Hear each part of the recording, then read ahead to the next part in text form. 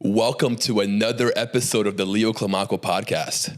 Today's guest is a superstar accountant, and I mean rock star, Chelsea Michelle. Welcome to the show. Thank you for having me. It's a pleasure to have you here. I want to start off. What inspired you to become who you are today? This is the CLIMACO podcast. Through a lot of trial and error, it wasn't my dream. I didn't wake up one day and said, I want to do accounting. I actually worked up with an insurance company before and got into wealth management planning. Okay. And then from there, I was like, well, all these people are making all this money. How can we help keep it? How can I provide more value? Right. That's my purpose, is keep providing value to people, and no matter, what I'm doing. So it kind of just turned into becoming a part of the accounting team with multiple different companies. I feel like you found a way to make accounting fun and interesting. I try to. A lot of people just don't understand, you can really make your life a write-off. So all the fun that we have, especially in South Florida, all the huge dinners and the big parties and, the yachts and the jets and everything, it can actually become quite resourceful for people who have a lot of money for those, write-offs. So I make them make it understandable and fun. So they're like, okay, I can write this off. I'm good. That's wonderful. Talk to me about your upbringing. Where'd you grow up? Where are you from? I grew up in middle of nowhere in Florida. It's called Arcadia. I've heard of Arcadia. Yeah. Kind of like ranch style. We had cows and horses and very cool. Orange groves, watermelon fields, Yeah. all that stuff. Yeah. So you were a farm girl. Yes. Yeah. When did you move out of Arcadia? As soon as I could. Actually, at 17, I emancipated myself. Okay. My parents were in full support of it. And I started my college track to University of Florida. And I ended up getting sick while I was there. I had cancer for the first time. I had it twice now. So I had to leave. That's crazy. I had to leave You've had school cancer twice. And take care of my health. Wow. But, yeah. So What kind of cancer, if you mind me asking? ovarian. Wow. Yep. How was that?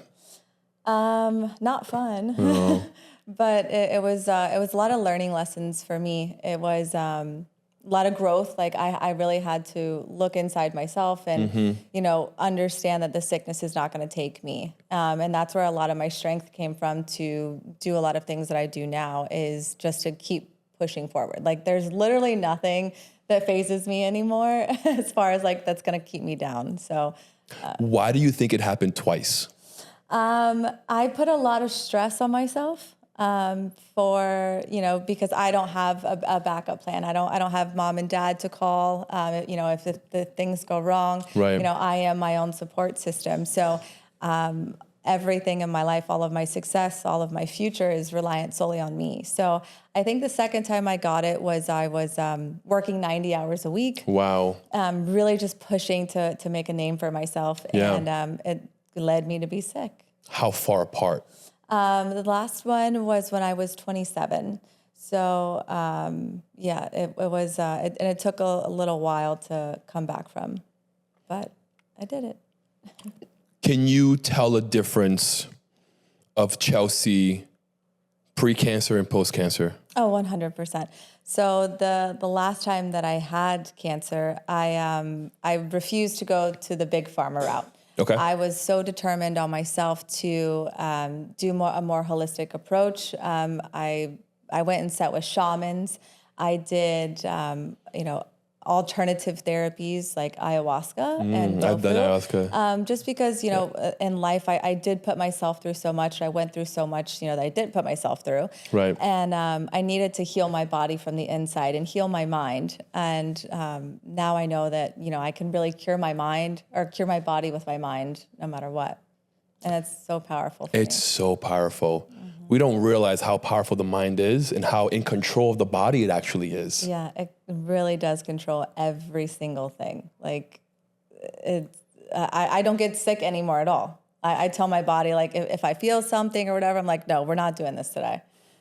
Fix it, heal it. I'll listen to my body when I need to rest, but my mind is everything. Talk to me about your ayahuasca journey. How was that for you? Where'd you get it done? I went to Costa Rica to do it, and it was a very, very intense journey. It made me face a lot of things that I had thought I already dealt with, because I fully believe in therapy and support anybody who wants to go to therapy. So I thought that I had dealt with these things, but really I had just dealt with them on a very surface level, and I didn't face them. Dealing and facing are completely different in my view. So for sure, I had to actually heal my body from that side. And you come so close to what they call God in that journey, and it was very wild for me to experience that. But afterwards, it took like a good month to recover from all of it, to just sit and deal with it and process. The integration takes forever. Yes. It's so much download, It was a lot of downloading. Yeah. And you got to cipher through all it and really, have that clear vision, right? Being able to sit in it and allow it to go through you, and then you sleep and you wake up and you're like, all right, I got it. Yeah. I got it. You feel like you keep going through it and until it's like gone. And there was a lot that I felt like, pre and post doing that. Yeah. I'm not a completely different person, but my mind accepts and moves through things a lot differently. I agree 100%. I think you gain, you unlock something, right? Where you're like, all right, I know who I am. Yeah. I'm confident in what I do. Exactly. I understand my path. Let's go. Yeah. And that actually, obviously weeds out a lot of the bullshit, to be quite honest, with dealing with people and business and personal relationships, romantic relationships. Like if you're not cutting it, you got to go. Yeah. I don't, I'll help somebody grow and push them as far as they'll let me. And if you're not going to continue to go and grow with me, then, I wish you well, but you're in a different box. I compartmentalize people now. So, I'll be your acquaintance. I'll always love you. Right. But you're not going to be in this close circle with me. Right. Yeah. There's no modifying my standards or my foundation for anybody else. Yeah, not anymore. No. The more times you do that, the worse it'll get, the more you'll for start sure. bending. And you're damaging your own soul. Yeah, exactly. You can't, there's a difference in you being there for someone and you breaking your moral values for them. And accepting and taking on their bullshit. That's one thing I was doing for a long time, was I wanted to help everybody, because I thought that was my purpose and my calling. And yes, it is to a degree, but not taking on their problems was also a big lesson for me. Yeah, I think that was big for me too. I think I discovered that I can help others just by being me. Yeah. Right? Just by me continue to elevate and do the right things every single day, that is enough to influence others. Yep. You don't have to try to bend backwards to change their mind. You know what I mean? Exactly. Yeah, and most people, they're not going to change unless they want it. I mean, it's true. That's all people, actually. Yeah. Yeah, there's nothing you can do. 100%. You can take a horse to the water, but you can't make him drink. Exactly. Yes, very true. Who was Chelsea in high school? Oh God. Well, I always, my parents always pushed me to do very well academically. So I was always getting good grades.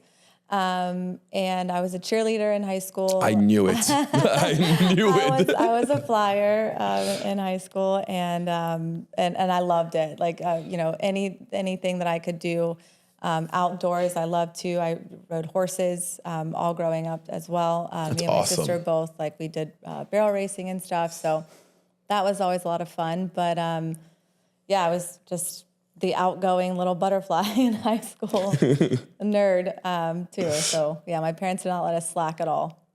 How old were you when you rode your first horse? Oh gosh. Probably like 3. Yeah, somewhere probably around there. I was thrown up there pretty early. I believe it. Scared to all hell initially, but it's one of those things, like you trust yourself, you trust the animal, and it kind of, you just sync together. What are some traits, some lessons, some values that you picked up by growing up in a farm? Discipline. We had a lot to do there. So getting up at like 4:30 every morning. Wow. Going to, feed the animals, make sure the barn's set and ready to go, and then still get back in time, get ready for school, and get to school. So it taught like, structure, discipline, all of that. Yeah. I feel like farming is a family business. It definitely is. Right? Yeah. You definitely get your kids involved and everybody. Yeah. I mean, the kids, that's why people on farm, I think, have so many kids, because that's less work for them. It's true. How many siblings do you have? Well, I was adopted, so Okay. I had multiple siblings. It just depended on, so they were fostering kids too. So we had, in and out, between five and 6 kids. How old were you when they adopted you? When I was 9. You were 9. Where were you until then? Foster care system. How was that? Brutal. I can't even imagine. Yeah, that was a lot of the trauma and stuff that I had to deal with. Got it. Yeah. How thankful and happy were you to find a family? Indescribable, because it was so late for me to do that. I was thinking, it was never going to happen. And when it did happen, it was an overwhelming feeling. And then it was like, I was scared shitless. I bet. Who are these people? Right. Like, are they going to be good to me? Are they going to love me the same? Or, it was like a constant, mind battle. Like, do they love me as much as they love their kids? Right. And so it was. Am I one of them? Yeah. And I never really felt like it. And as much as I love my family, and I do, I'm definitely the black sheep of my family. Why would you say that? I'm not, the small town kind of girl. Got it. I love and I value and I respect how I grew up, but I'm, the city girl. Like if I'm, if I can't get Instacart or Amazon Prime, I can't live. Got it. So and that's why I left, the country life for the city life very early, and haven't looked back. I like to go there for like 3 days, and I'm like, gotta go. Peace out. I need civilization. Tell me, what is your biggest challenge being an accountant today? Getting people to see the value and actually planning. There's so much that is left unseen and unheard, because a lot of these CPAs, they're older. Yeah.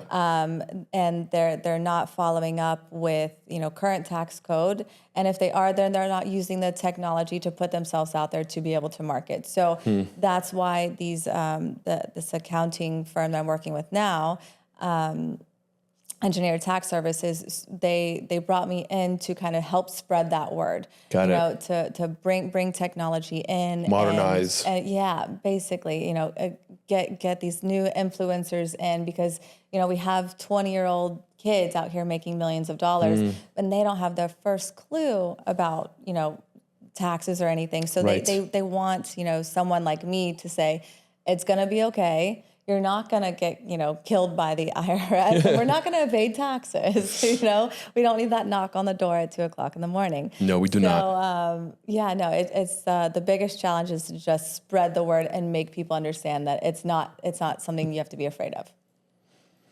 Okay, this is a selfish personal question. If you can give me one advice on what to do to not pay so much taxes.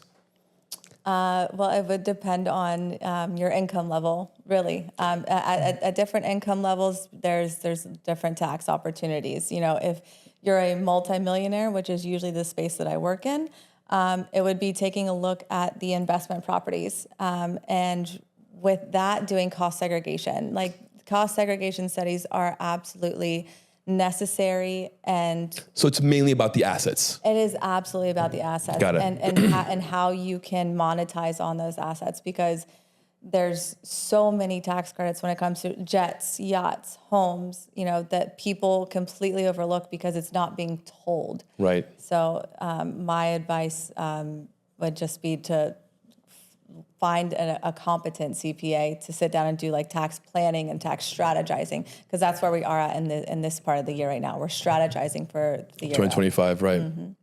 Yeah. Who were some of your mentors growing up? Who'd you listen to? Who'd you follow? The biggest one, it wasn't really when I was growing up. It's when I was going through my journey of my own self-discovery, and that was Dr. Joe Dispenza. Absolutely love everything that this man has to say. It gets kind of, down a rabbit hole sometimes, right. But he's a huge mentor for me. That's and incredible. Obviously, I do have my faith, so God's always my first mentor. Speaking of that, what is your relationship with God? Now it's the strongest that it's probably ever been. Okay. The last time I was sick, I was in in like a money hungry time of my life. I was only pursuing what was going to make me the most money, what was going to be the most success. You were hunting. And I stepped away from faith in a lot of that, because a lot of the people that I was working with, unfortunately, were not the best model citizens. Got it. They just had a lot of money and not a lot of morals. So, whenever I found my faith again, like I made that, I don't care if I'm making, $10 or $1 million. I want to make sure that God's still going to be the forefront of my life. I love that. Tell me now, what are your non-negotiables? Non-negotiables. Well, I don't work any longer with men that don't really see my value and only see me as, for what I look like. So when that is that challenging for you? Extremely. It's so much so that it's in my contract. Really? Yes. Explain that. Break that down. So literally it states in my contract, if you cross the line as my client, I fire you as my client and I keep your retainer, and we are not speaking for 60 days. Wow. After that 60-day period, we can reevaluate and then, go from there. But I never want to be, the girl that is selling herself to make money. I will never, ever be on that. And I stand on that. And that is, it's made me lose a lot of money, but it's also helped me I bet. gain a lot of respect and ultimately make a lot of money. I mean, for you to put a clause in your contract, it means you went through some shit. Yeah. I used to work with a lot of professional athletes. And that makes sense. And men of status. So when they have a lot of money, they think that, they own the world. Own yes. me. And that just because you have my contract and you're paying me doesn't mean you own me. So it was a lot of, I did have to go through a lot of uncomfortable situations, very bad situations as well. So, yeah. Do you feel like it's an advantage or a disadvantage being a female entrepreneur? It's a disadvantage. It's not for the weak at all, especially being in finance, because mostly men are very in finance. male dominated. Yeah, it's extremely male dominated, and as a woman coming in, I really have to overprove myself sometimes. Especially, I moved down to Miami where I didn't have the network. And so trying to prove myself in Miami is a lot different than having, the reputation and respect that I had, say, from Palm Beach where I moved. Right. And so it's been very challenging, but I'm making it work. I want to get deeper into this because I think this is a really interesting topic. How do you navigate these men that are probably thinking that you're moving ahead for a reason? Do you understand what I'm saying? In what way? Meaning like these egotistical, narcissistic men who aren't really able to see a woman's value. Yeah. And maybe thinking that, her success is based on X, Y, and Z. Oh, yeah. Just what I'm saying? Yeah. I mean, unfortunately, in my past romantic relationships, my partner, I only can date somebody who's very confident because all of my clients are men. Right. And, trying to navigate around that in a relationship is very threatening to men.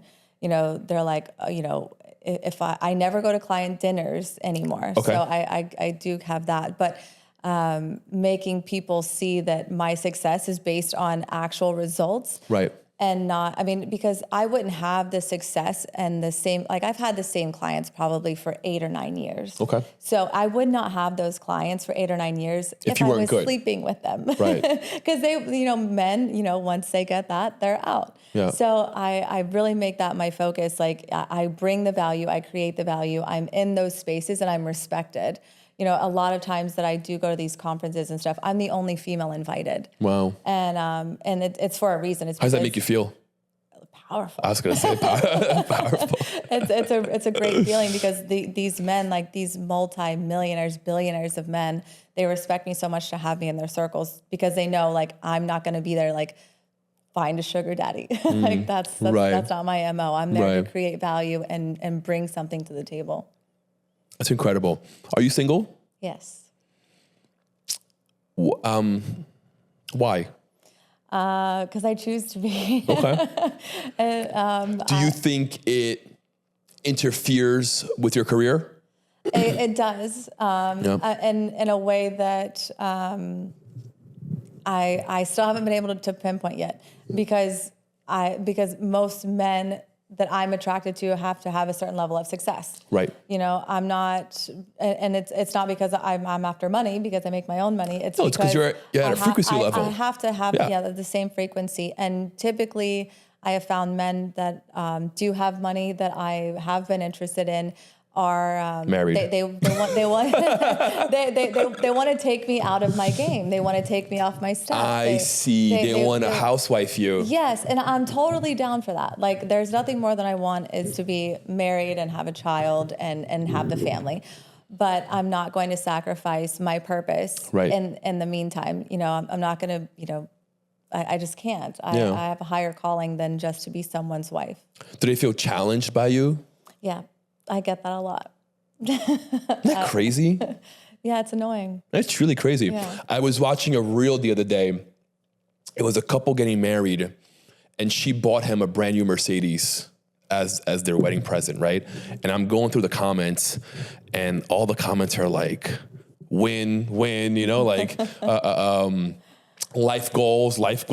Yeah. I think that's so cool. Yeah, I think you should be able to. I think that it's a give and take. Like, yes. I don't need to marry the wealthiest guy in the world. I'm not saying that at all. I'm just saying I need them to have a drive, focus, vision. Yes, exactly. I get it, 100%. Yeah.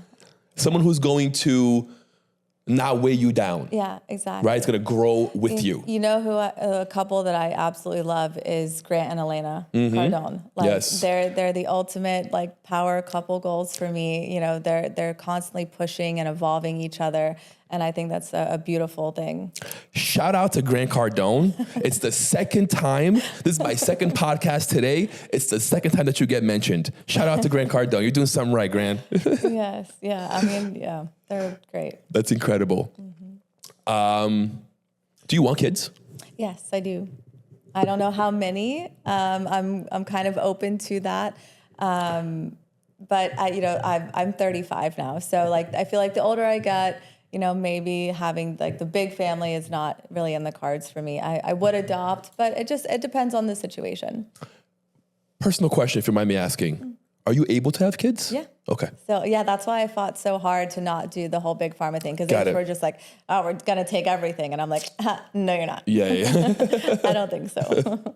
Yeah. Good for you for fighting for that. Yes. And looking for different outlets. Yeah. And that's something I really encourage, anybody who is going through a sickness or anything like that, don't just jump to the first line of medications that they're throwing at you, because there are so many resources out there for alternative treatment. And that's huge. Huge. Mm-hmm. It really is. It's not just this America pharmacy world that we live in. There's an entire world out there. Yes. Lots. I mean, I take my peptides every day. Like I take NAD+ every day. Good for you. Yeah. I make sure. NAD's great. I love it. It's so good. It's like the fountain of youth in a little bottle. It's so crazy. I do the IV version once a month. Oh, that's rough. It's intense. Yeah. It's like 3 hours. Yeah, that's a lot. Yeah. I can't do that. I take a little needle like in my stomach every morning. Yeah, it's great though. Where do you have to reach within your career for you to say, okay, I'm done. I can now get married and be a housewife? If that's what you want, right? Because you're saying that it is right. what I want ultimately, but I don't know that there is I have a level that I have to reach. You know? Okay.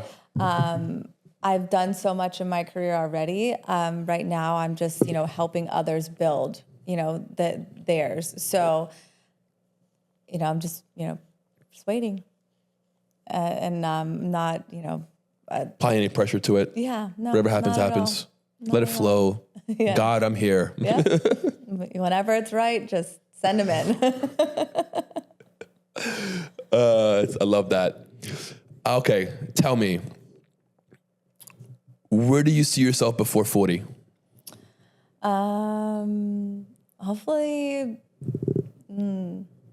I thought about this so many different times, and it's always a different answer. And I've written it down so many different times. Same. I'm a year older than you, and I think about it so much. I know, because where I'm at in my life, I could go so many different places. I don't even have to live in America. Right. I could live in Bali. I could live in Dubai. I can adapt and live anywhere because I have such a different mindset. I could think see you in than most. Dubai. I could be anywhere and be happy. So it really I'm just like, God, just take me where you want me to go, because I'm open and willing to go. So I can't say that I have a specific vision before 40, because I'm so open to what life is going to keep bringing me. Would you want to make partners in this company? Are you partners in the company? Not yet. That is something that has been talked about, but it's something that I want to work towards first. Yeah. I want to make sure that I'm creating the value for the company and really see myself there. And then, those talks can be had. How has Chelsea handled failure and setbacks? Used to be not so well. Not so well at all. But Tell me what you did and what you do now. well, before I would just, pack a suitcase and peace out for a couple months, go to Europe. Okay. Kind of run away from the problems Right. and deal with it, on the mental side there. Now Let things cool off. Yeah, but now I have such a different mindset. Like I said, I don't let anything really get to me anymore. I just am very easy go. For example, yesterday I went to my storage unit in Miami, and I had just got through moving before I went to Europe a few months ago. I came to my storage unit. My entire safe was gone from my storage unit. A big safe, as tall as me, 150-pound safe, had guns, cash, jewelry, everything in there. I was planning on moving it to where I am now. And the whole thing was gone. That's crazy. And everyone's like, is there a camera? Yeah. All that's being taken care of, cool. thank goodness. And the reason I'm so calm about it, everyone's like, Chelsea, how are you so calm about this? I'm like, it's money. I can make more. It's guns. I can replace them. It's, I don't let things get to me like they do anymore. I don't let anything really affect me so much anymore. Unless it's like family, or friends, if someone's hurting them, that's when I get upset. And that's when I'll step in. But you won't see anything really affect me Right. personally. I think it's beautiful. I mean, I think you've learned your lesson from having cancer. You know what I mean? Yeah. I feel like you really took that and you understood the message and you understood what was being asked of you. Exactly. And you made the right changes required. Yeah. Why do you think that point was required? That extreme? Because I have an extreme mindset. I'm like, I've always been like 0 or 100. And I go 0 to 100 real quick, real quick. I think that, I had to have that stopping point, because there is beauty in the in between. For sure. So that was like my biggest lesson, I think, is to find the beauty in the in between. And you don't have to be 0 or 100. You can be in that gray area and still learn and develop. And that's where the growth is actually found, is in the gray. Not in the low or the high. It's getting there. Yeah. What would you say to a young woman that's lacking confidence, that's lost? Find someone, a mentor, and just latch on to them. I didn't have that for myself. I became that for other people. And I've been involved with Big Brothers Big Sisters, or I was for 6 years. And I found those girls, and God put it on my heart to be that strength for them, going through whatever they're going through. They a lot of insane stories there, but what made you join them? Because I didn't have anybody, go, myself. Right. And I was like, I've been through enough. I've dealt with a lot of my life. And I want to be that. I want to be that person for other people. And I meeting with these young women all the time, and they lacks the self-confidence. So, just building them up, whether it's just, taking them for a walk, being someone to be there to listen to Right. help them, if they didn't know how to dress or how to act or how to be or how to talk or I wrote most of their college essays. Really? Yeah. That's awesome. You're just helping them build that confidence and helping them understand that the small wins are what make the big wins better. They add up. And they really do. Yeah. So just taking small wins every day is what I would say. And seek them out. Right. Ask God or whoever it is that you believe in, seek out the small wins, and that's what will build the confidence for women or anybody really. Do you do coaching only within accounting and boys and girls, or do you have your own coaching program? I used to have my own coaching program. I kind of stepped away from that because I got inundated with the taxes and accounting stuff. But it is something that I am looking at doing again. Because you'd fucking kill. I know. It's just finding the right path. You would kill, Chelsea. Yeah. My goodness. Yes. You would have a community of girls following you. Yeah. It's something that I am looking into. I'm actually looking into my own, doing my own podcast and my own, getting those girls on and like showing the success stories of like the little sisters that I helped kind of raise up is going to be like my first thing. Also in talks with people who want me to write a book, but I'm not really sure about that yet. I wrote my first book last year. My second one is coming out, I think, by December or January. Do it. Okay. Do it. Don't think twice. Do it. Yeah, It's incredible. I feel like I've taken all the emotion out of it to be able to tell my story so many times over and over again that I could. It's just it's a lot, And what do you put in? What do you leave out? What is going to be the most successful story? Do you know a good publisher? No. I know a very good one. Okay. And how he does it's very intriguing.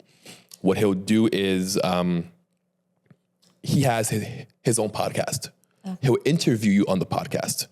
Prior to the podcast, you guys will talk, and you'll create a timeline of basically what you want the book to be, right? Like bullet points and whatnot, right? And then he'll ask you a series of questions based on those bullet points. Okay. Your answer becomes the book. I love that. He'll take that transcript. They'll add their publishing magic to your words. They'll add things to it, right? Yeah. And then you go over it, you read it, you add, remove whatever you want, and that becomes your book. I love that. It's incredible. It's very easy. Sounds like pretty easy, pretty straightforward. Yeah. And then on top of that, you have a podcast episode to go along with the book. Yeah, that makes sense. I like that. Yeah. I can introduce you. Great guy. Yeah, thank you. You're welcome. Also, we're going to be renting the studio out for podcasting. Oh, okay. I could definitely use that. Just put that idea in your mind. I would love that. Yeah. Okay. Yeah, because I would have people coming from both sides. So this is like a good middle point. Yeah. Yeah. We can definitely switch the set out. Eventually, the idea here is to have all the cameras and the lights on top. So we can have a 360-degree angle to be able to use any side as a studio, right? Could do kitchen work. We can do different things here. I love that. This is a great studio. Thank you. It's been in my head for a very long time. Yeah, same. I feel like I keep doing it, and I've been on multiple podcasts and live broadcasting and stuff like that, and it's something like I love and I'm not afraid of. You know, I can sit and talk, in front of cameras and people and do it's a great skill to have. Yeah, and that's also something that I love to help people with is coaching. I used to do speech coaching as well. Really? So, yeah, for like CEOs that that sit behind a desk all day, don't have like the speaking presence. So we would find those words that we have to take out. Stop repeating that, you know. No more ums. Yeah. Ums. I got a list of them. I can hear it like within 5 minutes of somebody talking. Yeah. Like, that's your word. Cut it out. Let it go. Yeah. Man, I really want you to do a coaching program. I know so many coaches that are trying to be coaches and don't have half the skills that you do. Yeah. It's really been on my heart for a long time. I spoke to one of my old mentors that I had 6 years ago. I talked to her last week, and she keeps saying the same thing. She's like, "You haven't done it yet? What the hell are you waiting for?" Yeah. I'm like, I don't know what I'm waiting for. I'm waiting. I'm not waiting for it to be easy. I don't know where to begin. And I've put so much effort into building the accounting firm and stuff like that, which I love, but it's not keeping me that busy. So I do have the time to do it. And I just feel like now is like probably the best time. It's just finding the right avenue to get started. Quick tip, best way for you to start. Just do it. That too. But doing what, right? I would say 2 to 3 times a week, okay? Go on IG Live. Pick a topic. Talk about it for 3 to 5 minutes. I did that. I put on my Instagram yesterday, like, what topics and podcasts do you want to see? And 90% of it was all about dating. I'm like, why do you guys want to know about dating? Like, because they can't get any. I'm not even dating, so I can tell you why not to date. But but there are so many other life skills and stuff that I do have that, confidence building, all of it that would be more applicable than just dating. But obviously, that's always going to be a popular topic. What you can do is, right, you can use dating as the breadcrumb. Yeah. Get them in. Yeah. Once you get them in, now you offer an entire library of services. Yeah. Right? That's the goal, is to find the right hook to get them in. Yeah. I've already started, like, I haven't put anything really on it, but a YouTube channel, I've got my Twitter up, I've got Rumble, I've signed up for the school, like, I've got everything, like, I'm starting all the foundation. It's just like, what's going to go first? So, yeah. Yeah, coaching is so important. And I think it's funny because, like, there are so many fakes out there, and the genuine people like you are not out there. Yeah. We got to get you out there and get these posers out. Exactly. And a part of that was my own insecurity. I never wanted to be the face of anything. And I liked being in the background. I liked being like the pusher of things. But, my calling's so much more. And I know that. And I can't keep fighting God on it. I can't keep fighting myself on it. Like, it's time. You kind of have to look at it this way, right? Like, take what he gave you and see it as, these blue eyes I have are going to captivate so many people. It's going to keep them, holding on to my every word. Yeah. Take what you have and let it be your strength. Yeah. Break that fucking door. Kick that down, stand 2 feet and let's go. Yeah. I always thought that, I had to have like this great level of success before I did something like that too. And I do have so much success, and I don't give myself enough credit for everything that I've accomplished and everything that I've done. And now, like, I'm starting to see, like, that is my power. I do have the respect of so many, like, very, very influential people that I've had amazing careers and amazing opportunities to work with. Like, that I just, you're right. I just need to do it. You just got to do it. I know. You have tons of knowledge. And all you really got to be is like 2 or 3 steps above the person that you're coaching. Yes, exactly. You don't require that large of a gap. No. And I've had success in so many different fields as well. It's not just the accounting stuff. I've helped people build their companies. I've done capital raising, wealth, all the wealth management stuff like that. I've been in so many different circles. Like, there's a lot in this brain that wants to come out. Yeah. Yeah. The book will go hand in hand with the coaching, because then you can give them a free copy. Yeah. Here's my story. Yeah. Here's where I come from. Here's me. Here's how I did it. Yeah. Right? And I can help you too. Yeah. That's a really great idea. I didn't think about that. Now I have something to do. Gave me homework. I got you. Okay, Chelsea, let's switch focus. Okay. I love knowing people's political views. I love going there. Oh. I want to know your current view of America. I want to know if the future looks bright for you. Okay. So I've been involved in politics for my entire life. I've had family that have held office. Okay. In Florida. And multiple degrees, yes. And I've also worked with political campaigns and political constituents. And Okay. Learned On both sides? no. Okay. No. Okay. I've never had the opportunity to work with the other side. Got it. Republican. So, and I don't know. My view on America and where it's going is, it could go either way. I'm not scared of which way it's going to go. Right. I'm not one of those that's like, if this person wins, yes, well, exactly. that person wins. Well, exactly.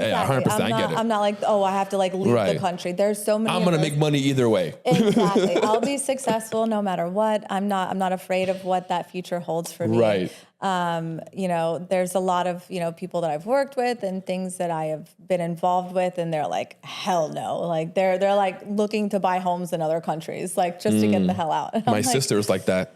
Okay. She left to Greece. Yeah. I mean, and the thing is, like, I've come across, both sides, and I have friends that are on both sides. I'm not going to be like, oh, you're not a gun-toting Republican. You can go fuck yourself. I'm very much like, you are who you are what you believe in. If it doesn't affect our relationship, you're cool with me. Right. So as far as America goes, it'll be very interesting, how it plays out. But we're advancing in so many different areas. Like it's not just in politics. We're growing. Elon's got all these amazing things that are coming out. We have the market's doing. What did you think about that? Did you watch that? Ooh, about what? The cyber cabs and the robots. Oh my gosh! And the big ass van. It's wild. Wild. I keep thinking about that movie iRobot. Yes. I'm not. I don't own a Tesla. I don't ever want to own a Tesla. Me too. But that robot, I might want that robot. Yeah. Until I don't know. You never know. You never know how that's always going to end up. I'm not scared of the robots, but it'll be interesting to see how the rest of that plays out. What do you think of AI? And how do you think it can disrupt or help accounting? AI is the future. It is absolutely the future. I think that I don't think it will ever be able to replace the human. Okay. Ever, because ever. I really don't. Okay. Because unless the government completely changes every single law about taxes, because when you're looking at someone's assets and what they have, like you really have to dive in deep, and you have to have an actual engineer to go in and do some of these studies. You're not going to be able to replace that with a robot. They're not going to be able to go into every structure. Maybe they will, but that's far, far down the road if it does. But I don't think it ever is going to be able they're going to write your taxes for you. I don't think that's ever going to be a thing.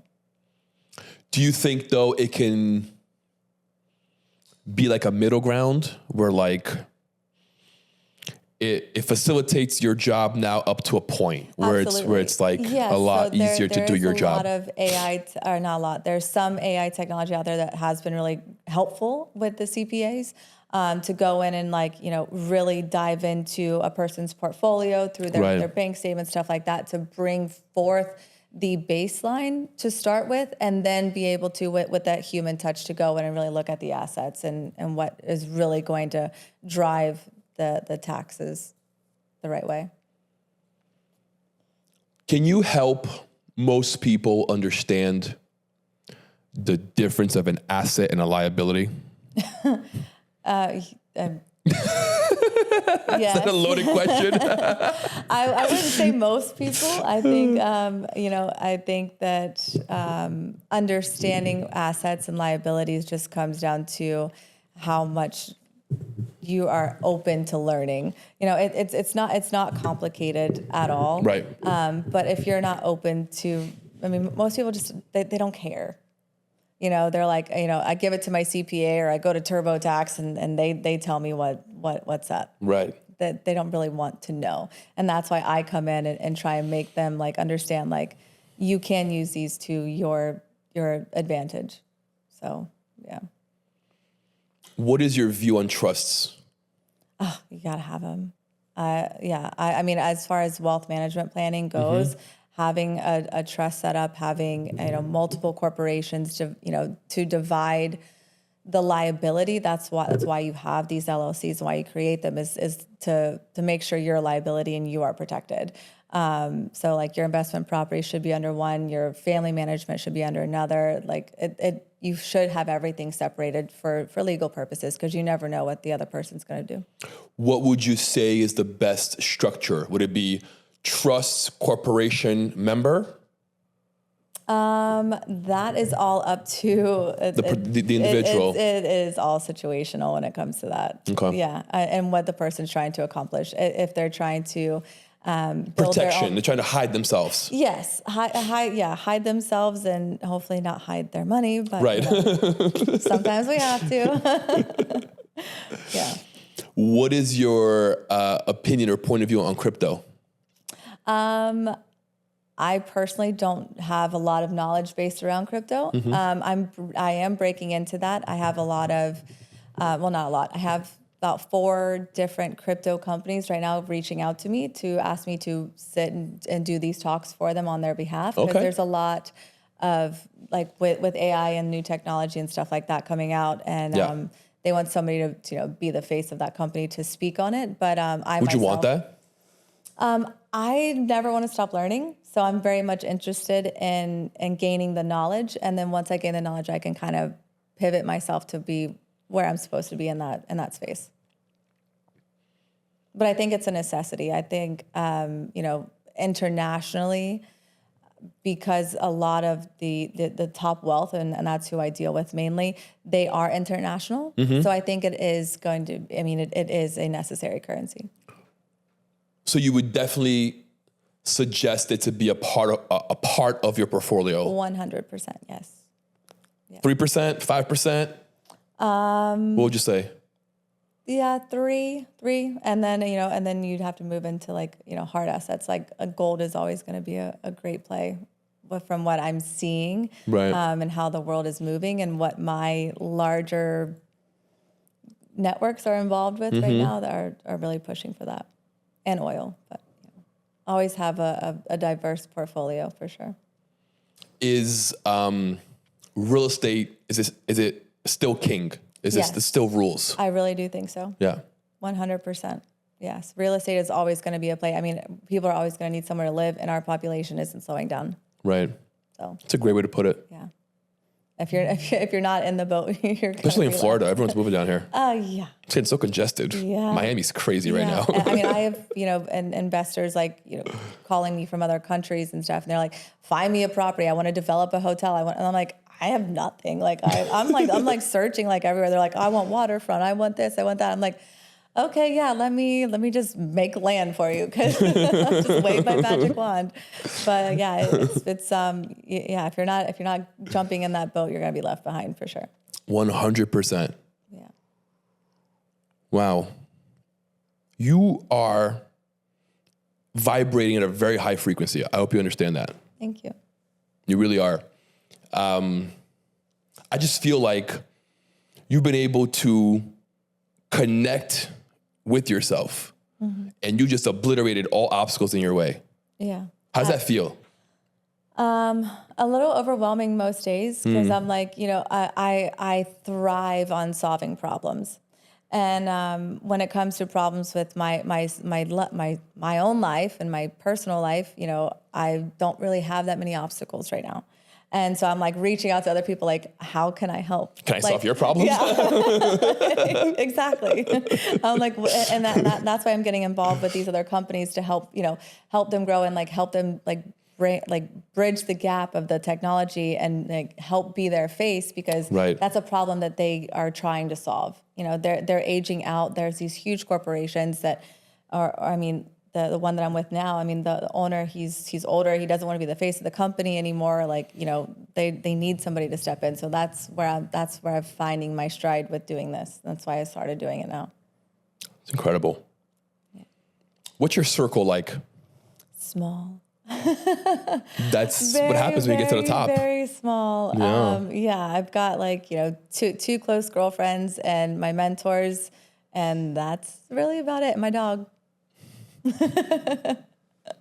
My dog is my child. Your two close friends, are they the same caliber of people as you? Without sounding offensive, no. Right. Which is not offensive. It is what it is. Yeah. It's just they different upbringings. Right. And different views of life, but they've both been through a lot of challenging things, and they've went through similar journeys as I have, and they overcame a lot of those things. So I find their strength, where I found mine. That I see that, and I like to keep them around, because as much as I've been through, I find that I'm not as cuddly and loving, motherly. So I like to have my girlfriends that are like, Chelsea, it's okay. Like, I'm like, no, it's not. I'm like, I push and I push and I push. And I like to have the loving, caring, nurturing female energy around me still too, because I feel like sometimes I can be a little too masculine sometimes. Was there ever a healthy competition between you and your circle? No. No? Not really. I haven't had to. That's really good.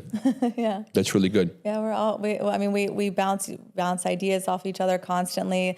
Where can we go to network? Where can we go to grow, or where can we go to just relax? And that's always really important for me. I've just lost so many friends over time. Mm-hmm. So many. So many. Yeah. Friends and family. Oh yeah. Mm-hmm. Yeah.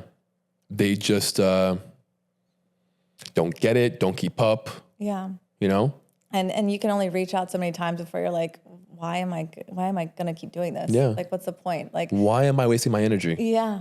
Yeah. If they're not trying to grow, like I said, like I put people in their boxes.